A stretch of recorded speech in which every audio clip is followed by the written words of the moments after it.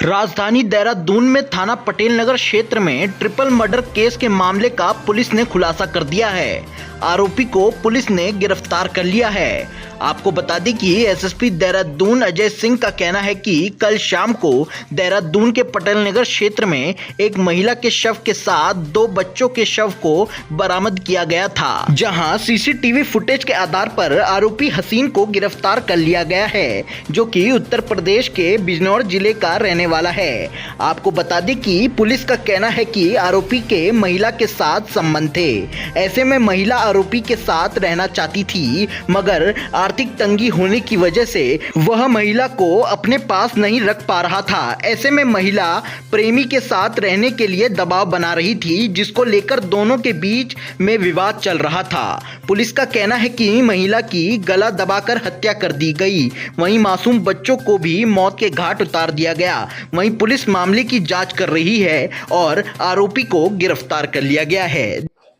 इसमें 25 तारीख की देर सायंस कंट्रोल रूम में सूचना प्राप्त हुई थी कि एक बड़ो वाला में एक नाला है जो फॉरेस्ट से लगा हुआ, वहाँ पर कुछ स्मेल सी आ रही है फाउल सी। इस सूचना पर पुलिस टीम पहुंची थी और वहाँ पर जब सर्च किया तो देखा वहाँ पर 2 डेड बॉडी मिली थी और चूंकि देर साय का वक्त था, 2 डेड बॉडी को रिकवर करके मॉर्चरी भिजवा दिया गया था और घटनास्थल को सुरक्षित रखते हुए जो अगले दिन प्रातः वहाँ सर्च ऑपरेशन किया गया और फोरेंसिक की टीम और डॉग स्क्वाड को बुलाया गया। तो वहाँ पर एक बॉडी और महिला की रिकवर हुई थी जो कूड़े के अंदर दबा के रखी गई थी। काफी सारा कूड़े का ढेर था वहाँ पर दबा के रखी गई थी और इसके बाद यह घटनास्थल के निरीक्षण और जो वहाँ से कपड़े और अन्य सामान जो बरामद हुआ था, उससे स्पष्ट हो रहा था कि ये फैमिली एक ही फैमिली है और इसमें जो बच्चे हैं और जो मदर है वो कहीं ना कहीं एक ही परिवार से जुड़े हुए हैं और इनको कहीं ना कहीं हत्या करके या इस तरह करके डंप किया गया है। क्योंकि घटना बहुत ही अति संवेदनशील थी। हर जगह इसमें हमने गुमशुदगी के लिए पूरे प्रयास किए कि कहीं गुमशुदगी पूरे हमारे जनपद में कहीं लिखी हो। इस तरह की आसपास के सरहदी जनपदों में, खासकर जो हमारे वेस्टर्न यूपी के, सब जगह हमारी ज़्यादा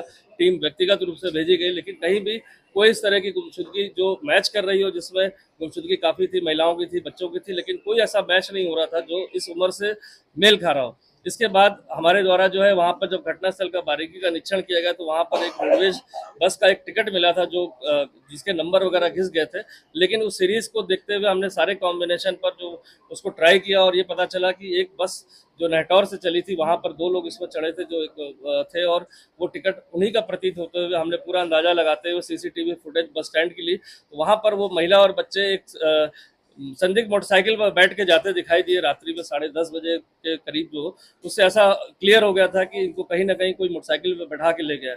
जो घटनास्थल था वहाँ पास ही में एक फैक्ट्री जहाँ पे 11-12 लोग काम करते हैं, जिनमें से एक व्यक्ति वहाँ पर पूछताछ में हमारे था जो नेहटौर बिजनौर का रहने वाला था।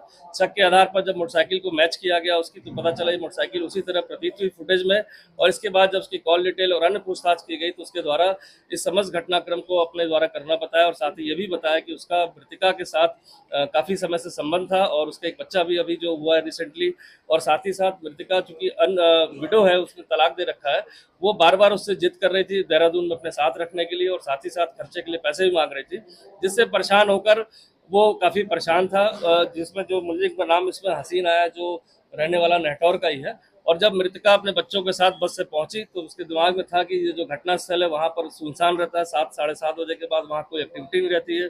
एक नाला है जहाँ पर बरसाती नाला है जो बरसात में बहता है, तो उसको लग रहा था डेड बॉडी को अगर यहाँ छिपा देते हैं तो बरसात में वो कहीं ना कहीं बॉडी बह जाएगी और पता नहीं चलेगा।